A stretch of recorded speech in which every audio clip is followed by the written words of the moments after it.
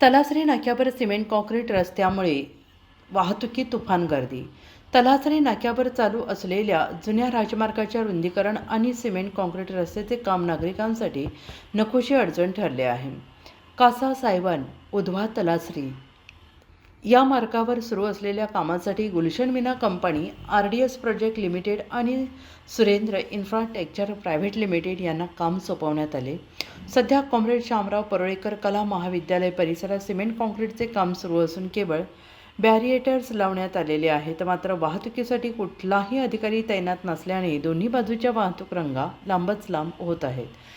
स्थानीय रहिवासी, शाळकरी, विद्यार्थी आणि कामगार वर्ग विशेषतः सकाळी आणि संध्याकाळी या रस्त्यावर अडचणीत आहे.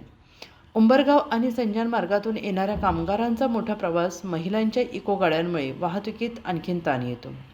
तसेच मोटारसायकल, टेम्पो, ट्रक यांची लांब रांगा रोज दिसून येत आहेत. व्यापारी असोसिएशनचे अध्यक्ष महेशभाई भंडारी यांनी सरकारकडे आणि संबंधित कंपनीला तातडीनं रस्त्यावर ट्रॅफिक नियंत्रणासाठी कर्मचारी तैनात करण्याचे आणि रहदारी सुरळीत ठेवण्याचे आवाहन केले. तक्रारीनुसार दिवसेंदिवस धुळीचे प्रमाण वाढत असून संध्याकाळी 6 ते 8 वाजेपर्यंत रस्त्यावर गर्दी प्रमाणाच्या बाहेर वाढते. स्थानिक नागरिक आणि व्यापारी वर्ग यांनी या समस्येकडे तातडीने लक्ष देण्याची मागणी केली आहे. तलासरी गावावरून आमचे प्रतिनिधी गोविंद गावित.